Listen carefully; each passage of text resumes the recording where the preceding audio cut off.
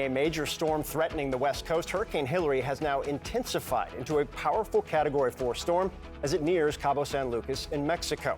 That storm could also bring heavy rain, flooding, and powerful winds to California's Baja in the southwest this weekend. Hurricane Hilary is expected to weaken as it heads north, but if it hits California as a tropical storm, it would be a rare and unprecedented event, the first one to do so in 84 years. So we begin this hour with our meteorologist, Derek Van Dam. I think anyone waking up this morning hearing a hurricane is headed toward Southern California is going to be very confused, as I was, because it doesn't happen a lot. Yeah, you got to go back to 1939, the last time we had a tropical storm make landfall in Southern California. So this is significant, and people are going to be caught off guard with this system. We're closely monitoring it, but this storm intensified by 75 miles per hour just in the past 24 hours. So it is a Cat 4, winds right now at 145 miles per hour.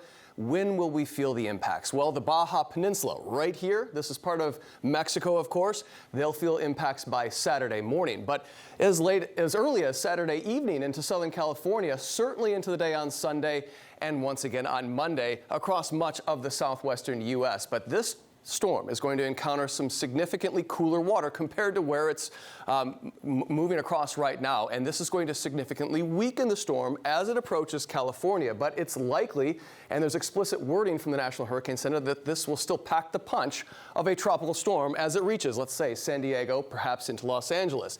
Now, this is a game of miles. If this storm stays offshore, we have more coastal impacts, erosion, large waves, rip currents, and even the urban flooding just because of the proximity to the larger cities. But if it moves inland, it starts to get sheared apart by the Baja Peninsula. It brings the flash flood and wind threat more inland.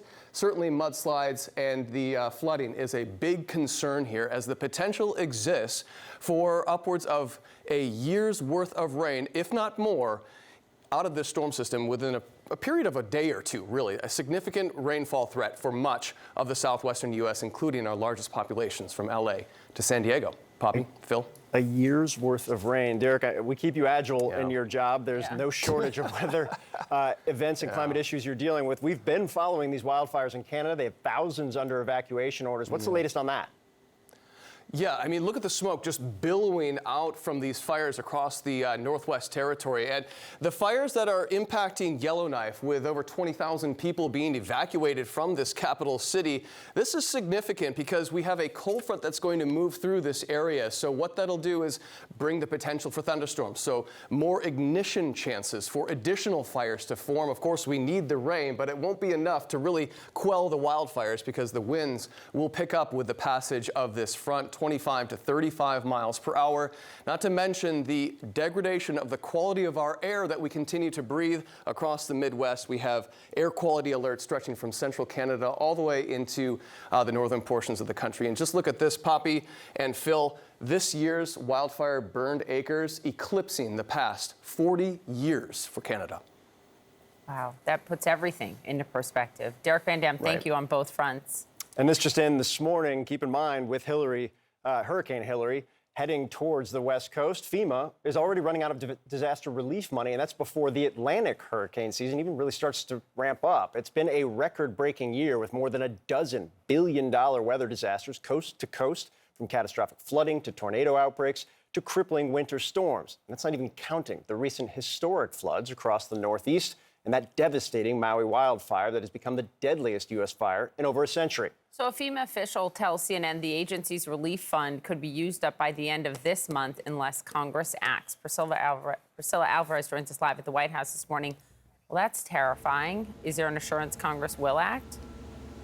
Well, it's going to be top of mind when they return. But the bottom line when I talk to officials about this is that it would delay that critical recovery if FEMA does not get these funds. As you mentioned there, it's been a record-breaking year for expensive disasters, and that's put an intense strain on their funds, which could be depleted by mid to end of August. Now, the White House has been monitoring this, and in their supplemental request to Congress, they included an additional $12 billion for these funds. Now, the FEMA administrator was asked about this at a White House briefing this week, and she also conceded that they have enough funds for the initial response to Maui, but they still need more to get all the recovery there. Take a listen.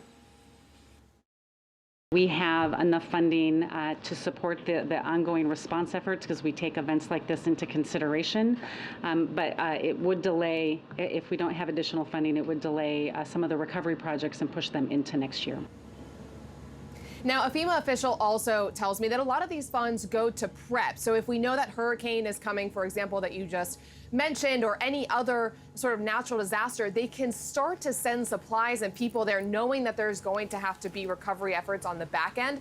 But if they don't have those funds, they may not be able to do that work. And so all of that would slow down recovery. So, of course, this is fueling concern within the agency, and the ask is going to Congress for them to work on this as these natural disasters continue to happen. Congress that is not currently in session for the month of August, and that supplemental request included Ukraine funding too. So the pathway right now still very up in the air. It's very important reporting. Priscilla Alvarez, thank you.